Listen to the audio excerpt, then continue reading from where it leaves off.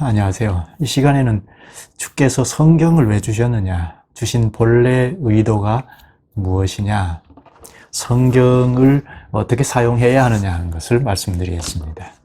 성경은 하나님께서 계시하신 것 중에 필요한 것만 기록한 거잖아요. 계시가 많이 있는데 꼭 필요한 걸 선택해서 기록하지 않았습니까? 하나님의 계시는 하나님이 어떻다 이렇다 하는 걸 보이는 거죠. 하나님이 나타내 보이신 목적은 우리의 구원을 위함이죠. 구원에 필요한 것을 알려주시는 것이 계시입니다. 계시 중에 꼭 필요한 것, 수많은 계시를 하셨는데 그 중에 꼭 필요한, 구원에 필요한 것을 선택하여 기록한 그게 성경 계시입니다. 그러면 성경 계시를 주신 목적도 우리의 구원을 위함이죠. 구원에 필요한 것을 알려주시기 위하여 기록한 것이 계시입니다. 성경을 통하여 구원에 필요한 것을 충분히 알 수 있습니다. 그러나 다른 것, 이 세상에 있는 모든 걸 성경에 가르치는 것은 없습니다. 구원에 필요한 것만 가르칩니다. 삼라만상의 이치를 다 가르치는 건 아닙니다. 그럼 이 성경을 우리가 어떻게 사용해야 할까요? 말할 것 없이 구원의 방도로 사용해야 하죠. 구원과 관련하여 사용해야 합니다. 성경을 쭉 보면 여러 다양한 내용이 있지 않습니까? 이는 전부 구원의 역사와 관련한 어떤 부분을 설명하는 것입니다. 어떤 본문이든지 각각 따로 이렇게 떨어져서 의미를 갖는 것은 하나도 없습니다.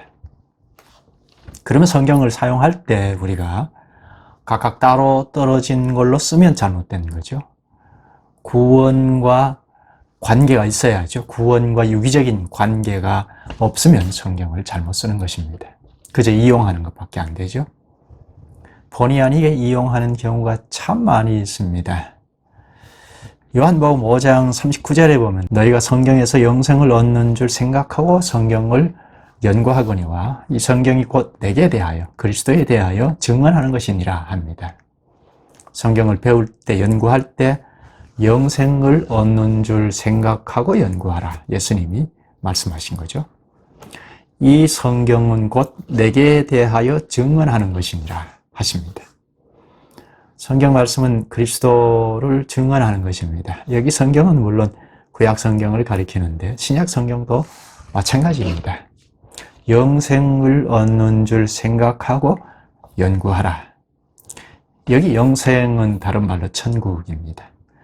마태복음에는 주로 영생을 천국이라고 하고 여기 요한복음은 주로 천국을 영생이라고 합니다. 다른 말로는 구원이죠. 또 새 생명, 재창조, 천국 백성 다 같은 말인데 이쪽 저쪽으로 씁니다. 성경 연구는 영생을 얻는 걸 생각하고 하라. 구원 얻는 걸 생각하고 연구하라. 왜 그러냐? 구원주 메시아를 증언하기 때문이다 하죠. 그런데 당시 유대교는 성경을 믿는다면서 예수님을 메시아로 받아들이지 않았죠. 배척했죠. 그럼 결국은 하나님의 말씀을 듣지 않았다는 증거입니다. 성경을 믿고 살았으나 성경에서 말씀하시는 하나님을 불순종하는 하는 것이 됩니다. 그리스도와 상관이 없다는 거죠. 유대교가 성경을 잘못 사용하는 대표적인 예가 되겠습니다. 오늘날에도 성경을 잘못 사용하면 하나님을 불순종하는 것입니다. 성경에 나타나는 그리스도와 상관이 없게 됩니다. 가령 성경에서 성공의 비결을 얻고자 한다면 하나님의 말씀을 불순종하는 거고 그리스도와 상관이 없는 겁니다. 도덕 교훈도 그렇죠. 또 현실 문제에 대한 처방을 얻고자 하는 것 등등 이런 것이 다 성경을 잘못 사용하는 예가 됩니다. 계시를 주신 본래 하나님의 의도와 상관없는 사용이 되죠. 하나님께서 자기 백성을 구원하시기 위하여 계시하셨는데 그런 계시의 본래 뜻과 상관없이 사용하는 경우가 이 교회 안에도 허다히 많이 있습니다. 결국 구원과 상관없게 됩니다. 이런 일은 강단에서 많이 일어나고 있는데 성경을 읽고 설교한다면서 적극적인 사고방식을 가르치거나 혹은 성공의 비결을 가르치는 이런 설교는 하나님을 불순종하는 것입니다. 그리스도를 믿는 게 아닙니다. 이런 일이 참 많이 있습니다. 성경을 가지고 아무리 열변을 토한다 해도 잘못 사용하는 것이 되면 구원의 길을 오히려 막는 일이 됩니다. 구약의 거짓 선지자가 그랬지 않습니까? 성경 계시를 주신 본래 의도는 구원의 길을 보여주는 데 있습니다. 우리의 구원과 관련된 걸 보여주는 것이 성경입니다. 그러니까 성경은 은혜의 수단이죠. 은혜란 구원과 관련된 걸 말하잖아요. 이 성경을 사람들이 다 이렇게 저렇게 사용할 수는 있죠. 불신자들도 많이 사용합니다.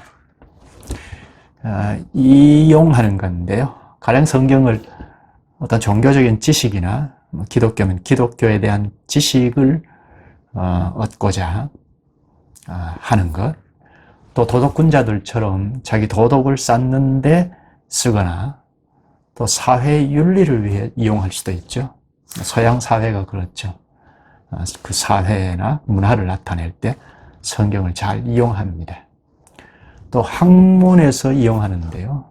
종교사 같은 거, 그리고 신학의 자료로도 이용합니다. 본래 신학은 하나님을 아는 지식, 하나님을 아는 지식 곧 성경을 바로 캐내는 게 바른 신학인데요. 그걸 떠나서 단지 학문으로 종교사를 연구하는 경우입니다. 또 사회에 대한 현실, 실존 문제를 해결하기 위하여 성경을 이용하는 경우도 참 많이 있습니다. 소위 사회복음주의 운동이죠. 이것이 저기 18세기 이후에 확 나타났습니다.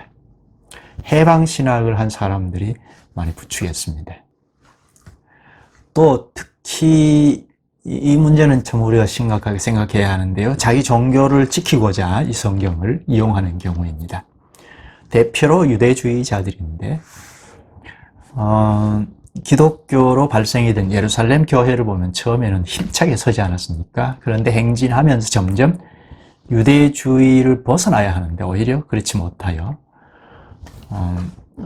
선교를 하는 바울을 중심해서 힘써 지지하는 것이 못된 경우가 있었죠. 아마 기독교인들이 유대교로 다시 돌아간 경우도 있지 않았을까? 그건 짐작을 해봅니다. 자기 종교를 지키고자 율법을 열심히 행하는 쪽으로 간 게 유대교입니다. 또 기독교인데 중세로 넘어오면서 로마 카톨릭도 그랬죠. 로마 카톨릭 교회를 굳게 지키고자 성경을 이용한 성경의 여러 부분, 전반적인 부분에서 그랬던 교리를 막 만들어서 지키고 했잖아요. 교조주의자들이죠. 마치 예수님 당시 서기관과 바리새인들 같이 했던 겁니다. 이런 문제는 오늘에도 있죠. 바리새인들처럼 특히 목사들이 자기 종교, 기독교라고 하지만 종교 하나를 지키고자 성경을 자꾸 이용하는 경우가 참 많습니다.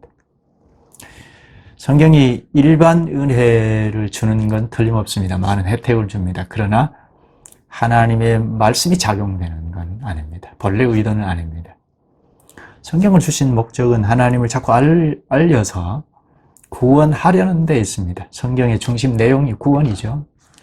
구원을 놓고 그와 관련하여 전부 기록된 겁니다. 하나님께서 행위로 또 말씀으로 어떤 분이고 어떤 일을 하신 분인지 구속의 일을 알리는 건데 결국 구속의 행위를 알리셔서 하나님을 알고 구원이 필요함을 알게 하시는데요. 그래서 구원의 은혜를 입게 하십니다. 그리고 이 구원하고는 끝이 아니고 구원의 백성으로 살아가는 데 필요한 모든 것을 담아 놓은 게 성경입니다. 구원이 되는 것, 구원되어서 구원의 백성으로 전진해 나가는 것을 알려주는 게 성경입니다. 성경에 다 담겨 있습니다. 그러므로 이 성경은 하나님의 특별 은혜의 수단입니다. 구원의 은혜를 말하는 거죠. 은혜는 공짜를 말하잖아요. 주께서 구원에 필요한 모든 것을 여기 담아서 우리에게 공짜로 주시는 것이 은혜입니다. 은혜란 구원과 관련하여 쓰는 거라 하는 것 꼭 생각해야 하죠.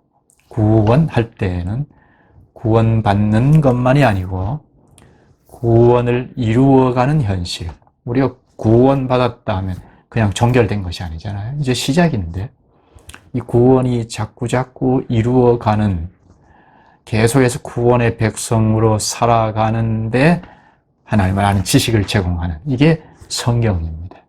성경은 그러니까 구원이 중심이죠. 구원의 은혜를 누려야 합니다. 그렇지 않으면 일반적인 은혜를 누리는 것인데 그건 성경을 주신 본래 의미는 없는 것이 되고 맙니다. 성경의 어떤 내용이든지 구원에 필요한 어느 한 부분인지 깨달아야 하죠. 구원과 어떤 관련이 있는지 깨달아야 은혜의 방도로 쓰는 것이 됩니다. 오늘 여기까지 할까요? 다음 시간에는 주께서 계시하실 때 어떤 방식으로 하셨는지 말씀드리겠습니다.